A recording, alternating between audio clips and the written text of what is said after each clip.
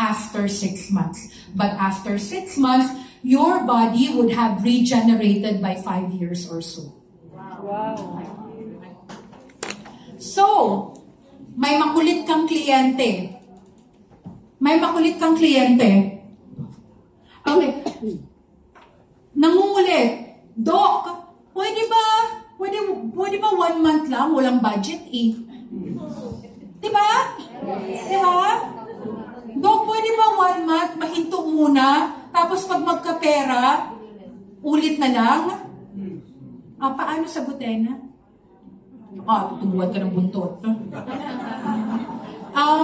Okay, ganito yon. You have to explain to them that the process of healing is 4 stages.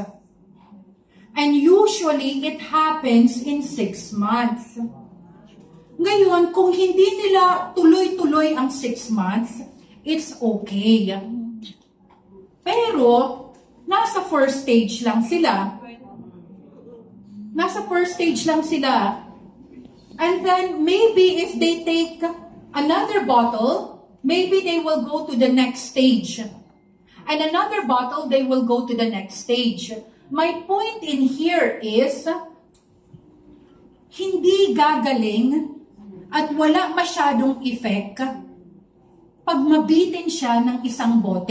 You can record that, send it to your client. But it's true. Kung isang bote lang, tapos aawayin ka niya na walang nangyari, utang na loob, proseso yan, gamot nga eh, walang promise. Diba? Doctors cannot guarantee even 20 brands of prescription ang iniinom mo. They cannot guarantee cure. So, it's a process. The very minimum is 6 months. Your body has to fight deficiency, immuno and nutritional deficiency. It must remove metabolic waste sa katawan mo. And when your body is ready to assimilate or to absorb the nutritional complexes and everything that will require your body to enter the regenerative phase towards the 5th and the 6th month. Kaya napaka-importanting 6 months siya. Okay? Now, Herxheimer's. Everybody read for me, please. Herxheimer's.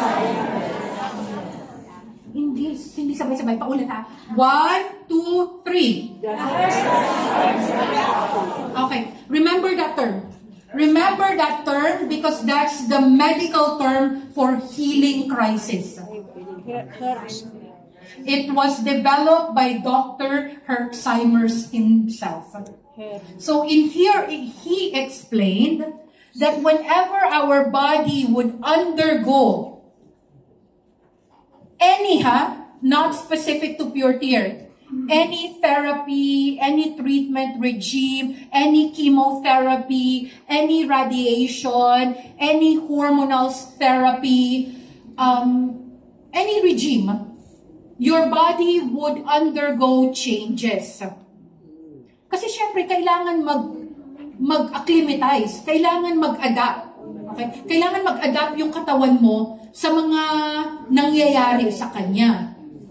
So, during the adjustment period, may mga effect ka sa katawan na hindi ka nais-nais. Pero huwag kayong matakot because this is the natural bodily process of excreting metabolic waste, otherwise known as detoxification. So these are the direct effects of detox. Guys, ibahin nyo ang Herx sa pharmacologic adverse reaction from overdosing on chemicals and synthetic drugs.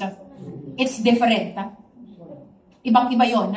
This one is a natural process for the body to adapt to the changes that is happening.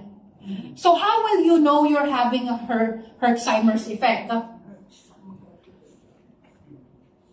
Pag may history ka, tapos hindi mo sinabi sa nagbenta ng pure tear sa'yo, pero after 2 months, nakaramdam nakaramdam ka ng uhaw na uhaw, wiwi ng wiwi, utot ng utot, pagod na pagod, these are probable effect of acidosis.